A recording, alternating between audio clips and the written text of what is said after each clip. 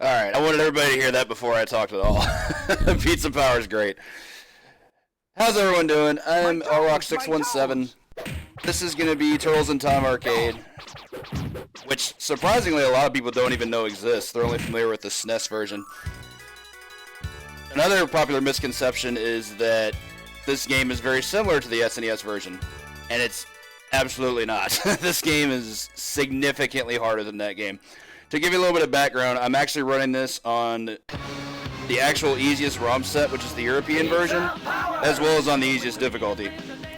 So for those of you that want to judge me, let's just say that putting this on the easiest possible alternative and still being able to test my capabilities as a player is saying a whole heck of a lot. This game is really, really hard, but it's also really fun. It's some of the most fun I've ever had learning an arcade title. That being said, we'll go ahead and get started here. Going our credit. Timer starts first time we see April. It ends last time we see April. We're going to take Michelangelo.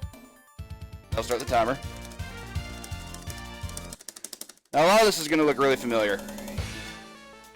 So we have our automatic dash. You can't manual dash in this game like you can on SNES.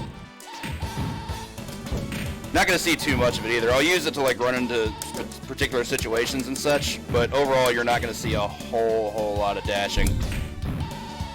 The dash kick and the dash slide are pretty serviceable moves. They're not quite as busted as they are on SNES, but they do kill foot soldiers in one hit, so that's pretty decent. Blow up that barrel there. The real meat potatoes of the moveset are going to come in a few particular moves. One you see me do is this high res kick, which I refer to as SRK, short for Shoryuken, because it has the same properties as a Dragon Punch in a fighting game. That guy, first boss we have here is Baxter. I'll talk more about the game here in just a second while I finish him off. Only takes 6 cycles.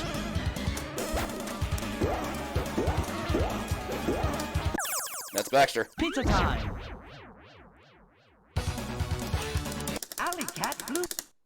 On to our second stage, let's see what more I can talk about. So you saw the SRK, of course. You also have Mike's front special, which is the double nunchuck clothesline. Very good move. Unlike the SNES, it doesn't have any invincibility, so that part's unfortunate, but it has incredible range. And much like the SRK, it kills foot soldiers in one hit.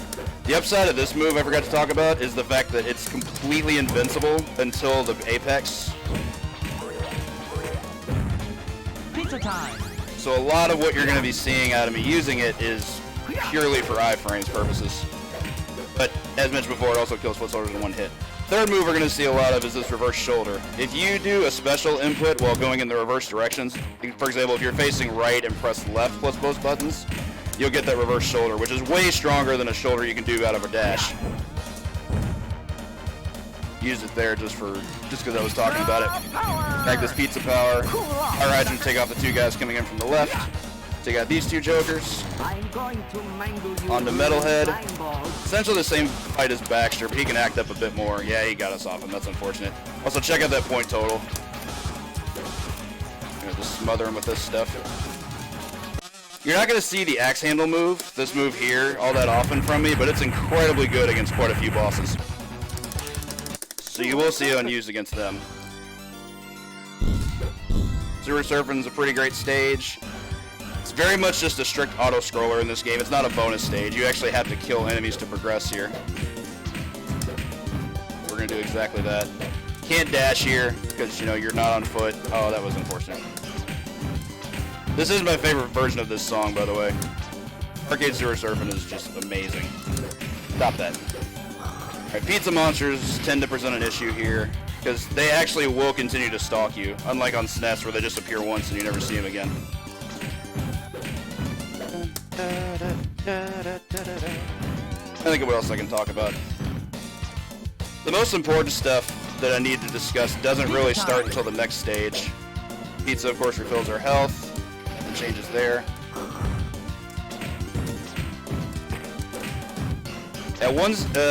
Moose brings up a good point. We're actually not going to have a particular boss in this stage. Rat King does not make an appearance.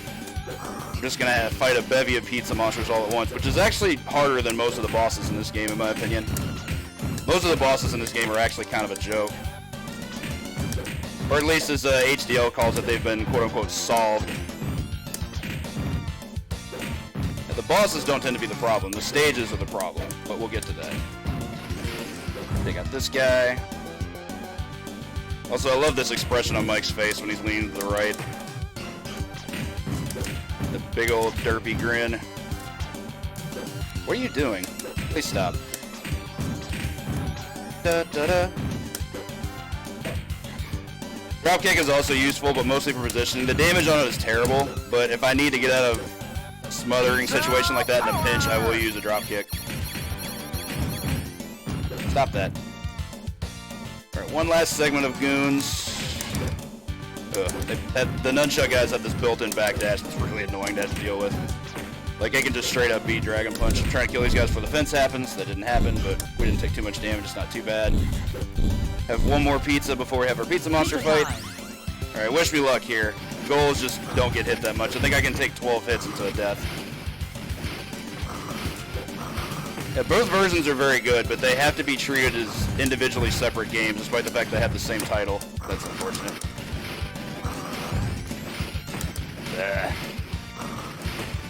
Bad patterns are very, very common here. That was bad execution, apparently. That was really, really good for a triple kill. Let's get a little tense. Oh my god. Okay. A little bit more control. Okay, thank goodness. They were starting to get out of control, but that triple kill was great. Here's one thing that bugs me about this version. Shredder just decides on a whim, you know what, screw you guys. You didn't beat me, but I'm going to send you back in time anyway. So we don't get a Technodrome stage here. We're just going right back in time. Right to prehistoric Turtlesaurus. This, to me, is when the game truly begins. So, at this time, I'm going to explain a little something about older Konami arcade games that is something of a forgotten relic, and honestly, I wish it just ever happened. It's called the rank system. How it works is like this. The game has a built-in algorithm where the game will make it progressively more difficult for you to finish based on how well you're doing. Particularly in the form of how many deaths you've taken. I'm gonna take this. I don't really want to take it that early, but I just don't want to forget about it either. That was not good. So, that's part of what makes 1C seeing this so difficult, which is my goal today. I'm actually not trying to go for the fastest possible time. I'm trying to go for the fastest possible time while also finishing this in only one credit, which means I can only die once. So, in accordance with our rank system, the better I'm doing, the less I'm dying, the harder the game's going to be. Not a good thing to have. Or at least it's what makes it as hard as it is. You get smothered by some foot soldiers here. This is more foot soldiers than we've seen at any given point up to this point in the game. So anyway, with Mike, these mallet stone warriors are pretty cheap. With Don, they're a bit easier, and honestly, Don is the only other character worth playing in this game. He's very, very good, but I just prefer to play Mike. I prefer his playstyle. He's also the fastest character to finish the game with. Don's probably the safest, but he's not the fastest.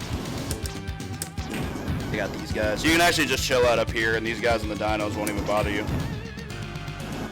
Might have to despawn a couple of them forcefully, though. They got this other axe guy. I'm gonna see if I can wait for them to despawn. I got some pretty bad patterns here. Fine. Fine. Have it your way. Alright, do that. Move on to Cement Man. So I hope I can get a quick kill on. Only takes 6 cycles. Notice Slash is not here. This is a boss exclusive to the arcade version. But 6 axe handles and he's finished. Alright, that's the start of the nonsense. Here we have the following 2 stages, which are by far the most important stages in the game. Skull and Crossbones is... This is where the game just starts to amp it up, for lack of a better way of putting it.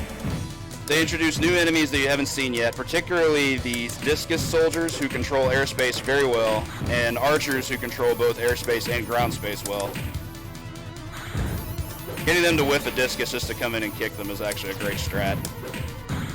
That was unfortunate. Spaced me correctly, that wasn't good. Got some good hits there, though. Alright, I have to play it a bit safe here. Bear with me. Unarmed Stone Warriors aren't that much of a threat, but their jab is really fast, so I had to be mindful of that at all times. This is really just going to be all about enemy grouping for the most part. What? Okay, let's do that. Didn't think it was going to kill anybody, but I wanted to try.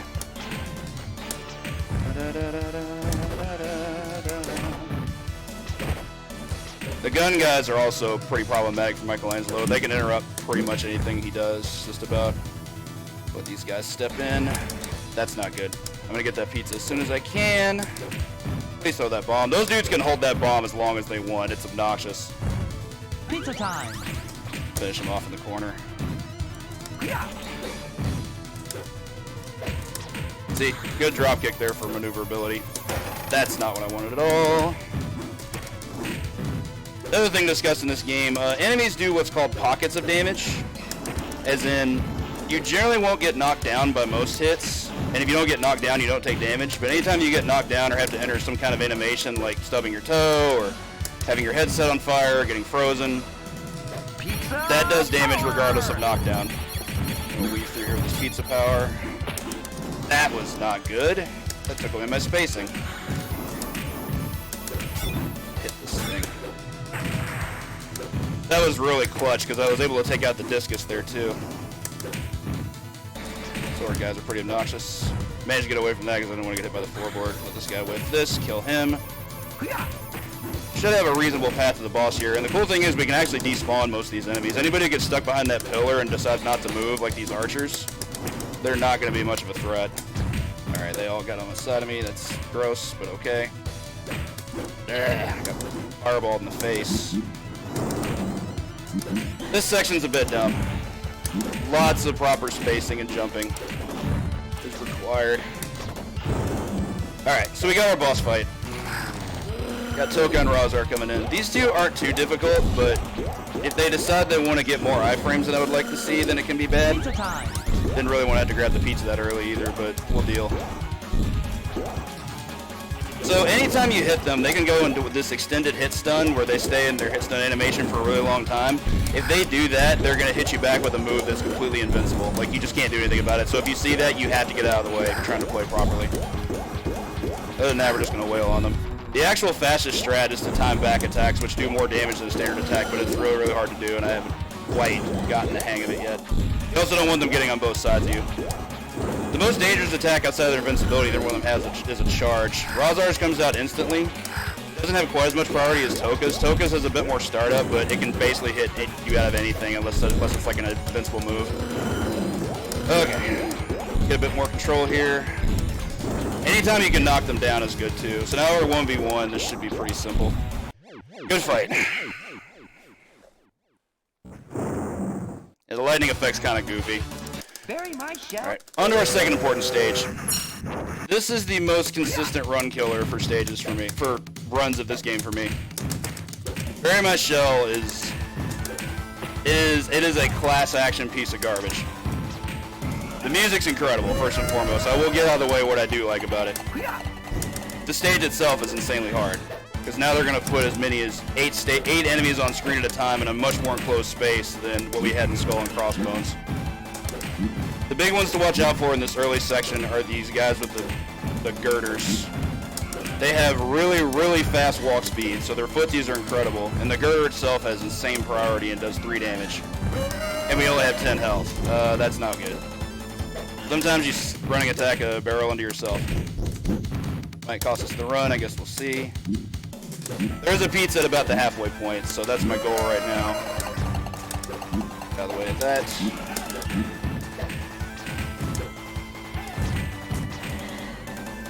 Okay. That was an excellent setup, and I'm really, really happy with that. Most of the foot soldiers can do this drop kick that you see. That move's also incredibly important to avoid. It does 3 damage, and it's a guaranteed knockdown, so it's just going to kill you. All right, I am almost to the pizza. Wish me luck. Okay, there we go. All right, so now it's going to up the ante. We're going to have these orange soldiers with the hooks. Pretty annoying enemy to have to deal with.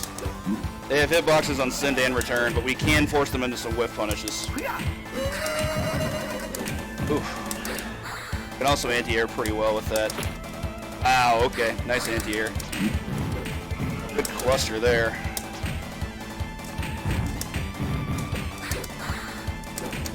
Wanted to position that right. Do apologize, I'm not talking very much. This segment's insane. I really had to focus here. So many enemies. Ow. Okay, please don't do that.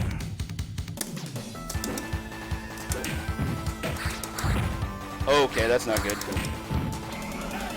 I was hoping to do a clothesline setup there, but they forced my hand with some invincibility. I'm gonna go snag this.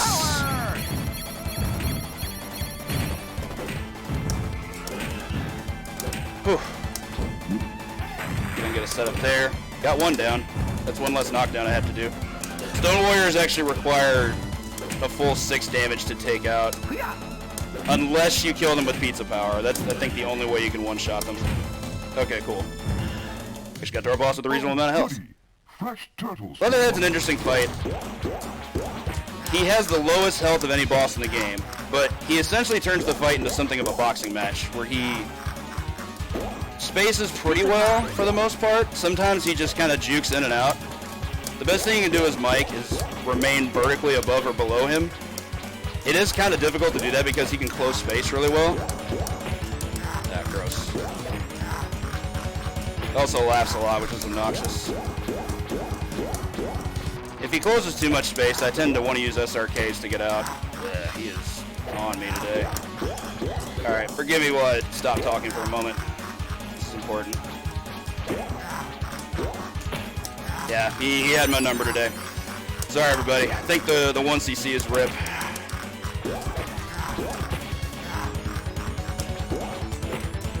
Really?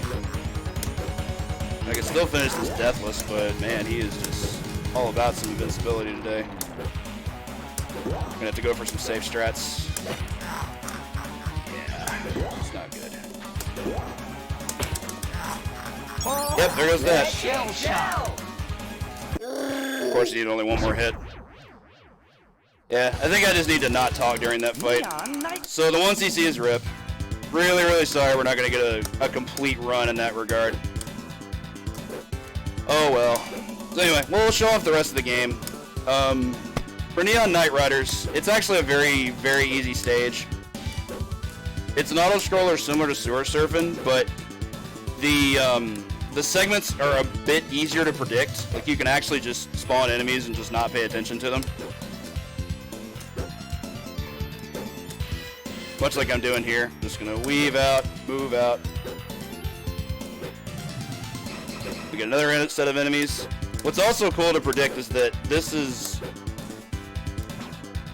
the groups of enemies you get happen every music loop.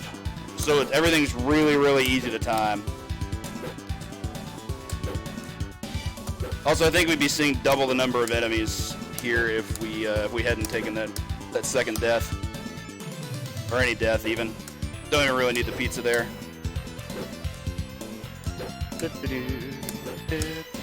Man, such a shame about Leatherhead. The stage was really good. Like, I thought I played it really well and had 1.5 bars of health, but didn't perform the boss fight. So anyway, as mentioned about Neon Knight Riders, we've got one more music loop. My cue for knowing when to start killing enemies is when the white soldiers show up, brandishing the nunchucks. Once you take all them out, we'll go right into the boss.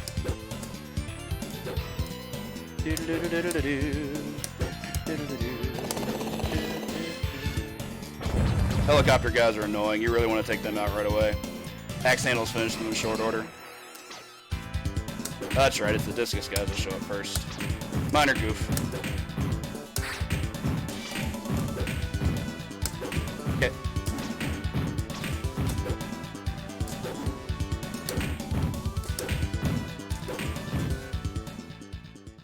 Alright, so clear out that stage. Mike's gonna laugh where he devours his pizza. So regardless of the number of deaths we have, Krang is actually a pretty easy fight. I start the fight by tending to do an SRK and just move right away. The reason I do that is he'll almost always start the fight off with the clap move. Clap's pretty threatening. It only does 1 damage. so it's not super significant, but in terms of that. But what is significant about it is the fact that it's completely invincible, so he can beat out anything you do with it, and he always starts the fight with it. That was gross. Hit this thing. Hit Krang a bunch of times. The rest of the fight, this is all I tend to do. Just move around, get a hit, SRK, and move away. You also have really fast movement on this hoverboard, so that makes the fight really fun, I think. Like, you get to move way faster on this thing than you would in a basic stage.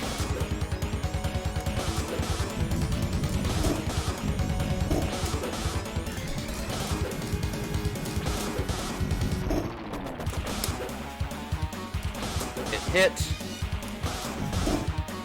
Properly played fight, Krang shouldn't hit you at all.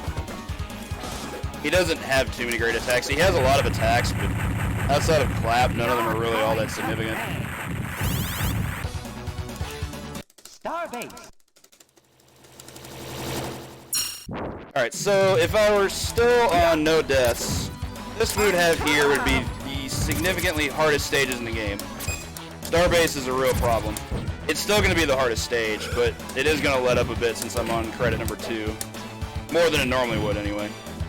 These Roombas are honestly the hardest enemies to deal with.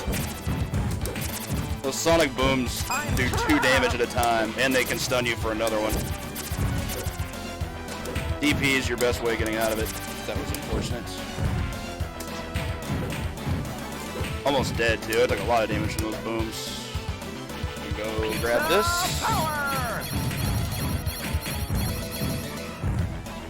Some more of these dudes. What kind of sucks there is you have these groups of enemies that spawn that always remain the same regardless of rank. Like, for example, there you have the purple soldiers that spawned there. There's always 6 of them. That never changes. Game doesn't care what rank you're on. So that can still make segments like this really hard. Laser Stone Warriors are obnoxious. I hate having to deal with them, but there are a couple I'm going to have to deal with. Usually by this point I've already taken a death, which is actually fine because there's 2 pizzas in this stage. Gross. Didn't want that. I at least like to see if I can make this a 2cc. Discus dudes won't be too much of a threat. With this much space, these guys really aren't that bad. I think I despawned them? No, they're not. Oh, even knocked me in the next week. Cool. They got this. They got this. Pizza time. They got this thing. Mission is going to move along here. We've got some gigantic boulders that are going to take care of some of these enemies for us. Very last one, I'm going to move off the top pixel. The top pixel's really safe, except for the one right after this. Tried to time an SRK through it, just timed it late. Not a huge deal, I don't think. Flamethrower soldiers are also pretty annoying. I don't think they're quite as bad as lasers, but they are gross. I'm gonna go snag this, so I can move about my merry way. They got these dudes. Should be able to despawn that Stone Warrior. Okay, cool. On to Krang. Krang's honestly not that bad here. You just really need to have a good understanding of how iframes in this game work. Particularly in the term of SRK. That's bad. When he starts the bubble animation, if you land and if you start an SRK right after he's going to do the animation, you can hit him every time. Like, he actually can't stop you from doing that. That was a bad input. Make sure they line up with me.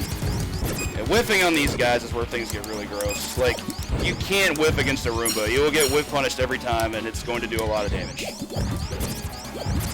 Especially the case here where he's dropping like a ton of them. Yeah. Not a good run at all. Was until a certain point. I got these guys. Anyone got a pin? From here, I'm just going to try and finish it. I got some horrible RNG there. Had to play better than I was. Our way home. Let's go. Alright, on to Super Shredder. Or in this game, I should just say Shredder. He's not quite so super, even though he does wear a cape. Quite make estimate here. My favorite. So Shredder's kind of obnoxious. He has a lot of invincibility. So the goal here is we want to beat him with our invincibility, which means we're going to be doing a lot of SRK. He has some really good attacks. He has a fireball, which is actually very easy to punish. In fact, I would love to see him do that attack more often. Sword swipes in all forms are very high priority. You really just can't beat them unless you're invincible. Fireball's good. I'm doing a lot of this. That's not good. Okay. Alright, has a good positioning there. That beam he fires down from up above is a mutagen ray, so it's a one-shot. Much like it is in other games, so I'm trying to avoid that at all costs. When he's on his descent, you can do an SRK, and it'll beat him out. Like, the mutagen ray will have already passed, and it can't touch you, and you're invincible through the portions where it could. Take out this. Okay. Also, don't recommend doing running attacks. I got really lucky that he suffered some pushback there. He's going for a lot of mutagen ray here. Oh, rip estimate. That's what I get for taking 4 deaths, I guess. Oh. Woohoo, that was lucky. You guys almost got to see the baby animation. Okay. That was an unfortunate forward hop kick there. He's almost gone, though. Weird. Okay. Do this. Alright, that'll finish off Shredder. And that's gonna be... Mash too many buttons. Time. The Teenage Mutant Ninja Turtle. Not quite the, the sub estimate I was hoping for, because it wasn't, but... Yeah, up through Leatherhead, that run was actually very, very good. Sorry, I've had a lot of coffee this morning for the stuttering. Whew, so that's Turtles in Time Arcade. As mentioned before, it's a great game. I think it's a great complement to the SNES version just for how different it is, despite having similar settings. But if you ever want a very different experience from what you see on SNES, I'd say give this one a try. The game is, of course, incredibly hard, but it also taught me a lot about how to, well, I would say get good at video games, but I can't say so after that run, but it was still a good run up to a certain point. Things happen. Anyway, hope y'all enjoyed that, and I think y'all are definitely going to enjoy what we've got coming up right after this. We've got Turbo Gilman, the world record holder, and Hyperstone Heist running that game, so yeah, you all should definitely be in for a treat with that one. And, oh, I had an estimate of 30? Oh, okay, I thought it was at 25, sorry. I had an estimate of 25 for this in a different marathon. My mistake. Anyway, yeah, so that's still pretty good then. I misjudged myself there. Anyway, thanks so much, everybody, and stick around. We got more Turtles action coming for you. Take care.